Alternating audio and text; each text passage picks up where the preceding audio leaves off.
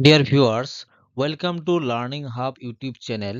2021 চনত অনুষ্ঠিত হোৱা গ্ৰেজুৱেট টিচাৰৰ ইংৰাজীৰ প্ৰশ্নোত্তৰবোৰ সমাধান কৰিবলৈ গৈ আছো। ইয়াৰে প্ৰথম কুৱেশ্যনটো হৈছে if I dash one more question I would have passed. Option A আছে had answered, অপশ্যন বি আছে would have answered, option C আছে would answer, option D আছে answered. The correct option will be option A had answered. তাৰমানে ইয়াতে কৈছে যে if I one more question I would have passed. এইখিনিৰ অৰ্থ হৈছে I would have passed. এইখিনিৰ অৰ্থ হৈছে যে মই পাছ কৰিলোহেঁতেন যদিহে মই এটাতকৈ বেছি কুৱেশ্যনৰ এনচাৰ কৰিলোহেঁতেন তেনেহলে মই পাছ কৰিলোহেঁতেন। তেনেহলে ইয়াতে হেতেন শব্দটোৰ যেতিয়া অৰ্থটো বুজাব তেতিয়া কি হ'ব if I had answered দিলেহে সমস্যা সমাধান হ'ব। গতিকে ইয়াৰ কাৰেক্ট এনচাৰটো হ'ব option A if I had answered one more question যদি মই এটাতকৈ বেছি এনচাৰ কৰিলোহেঁতেন I would have passed মই পাছ কৰিলোহেঁতেন। নেক্সট কুৱেশ্যন হৈছে Question number 2 হৈছে the novel ideas suggested by the employee dash by the management. Option A আছে have appreciated by, option B আছে have been appreciated for, option C আছে were appreciative of, option D আছে were appreciated. ইয়াতে আমি লক্ষ্য কৰিলে গম পাম যে the novel ideas suggested by the employee এইখিনি কি হ'ব সাবজেক্টৰ দৰে কাম কৰি আছে। তাৰপিছত কি আছে বাই দ্য মেনেজমেণ্ট এইখিনি কি হৈছে অবজেক্টৰ দৰে কাম কৰি আছে আৰু ইয়াতে কি হ'ব এটা অক্সিলাৰী ভাৰ্ব হ'ব আৰু ইয়াতে কি হ'ব এটা পাষ্ট পাৰ্টিচিপল বা থাৰ্ড ফৰ্মৰ ভাৰ্বটো হৈ যাব। ইয়াতে আমি লক্ষ্য কৰিলে দেখা পাম যে হেভ এপ্ৰিচিয়েটেড বাই ইয়াতে যিহেতুকে বাইটো দিয়া আছে আৰু ইয়াতে এটা বাই আছে গতিকে এইটো এনে কেনচেল হৈ যাব। তাৰপিছত ইয়াতে হেভ বিন এপ্ৰিচিয়েটেড ফৰ আছে যিহেতুকে ইয়াতে হেভ বিন আছে গতিকে ইয়াতে কি নহব এনচাৰটো সঠিক নহব আৰু ইয়াতে লাষ্টত কি আছে ফৰ আছে ইয়াতে বাই আছে গতিকে এইটো নহব।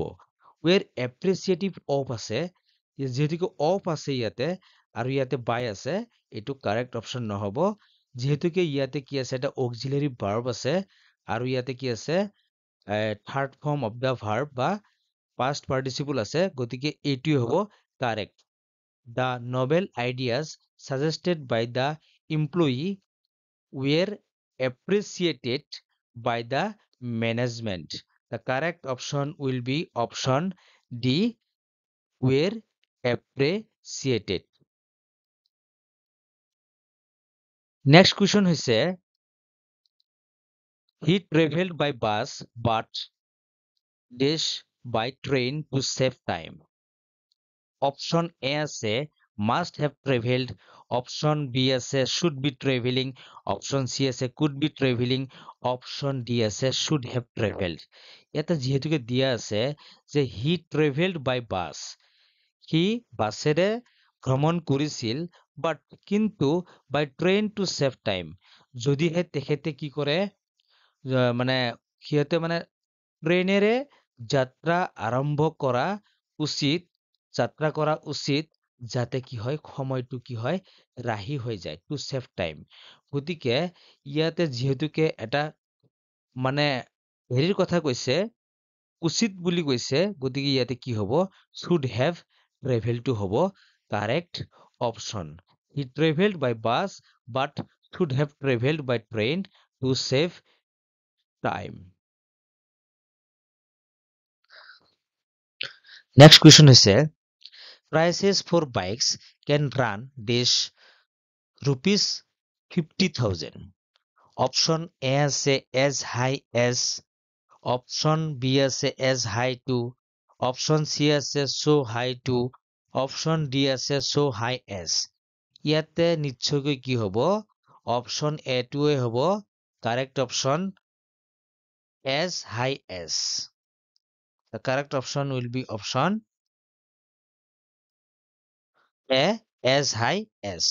তাৰমানে কি হ'ব? The prices for bikes can run as high as rupees 50,000. Next question হৈছে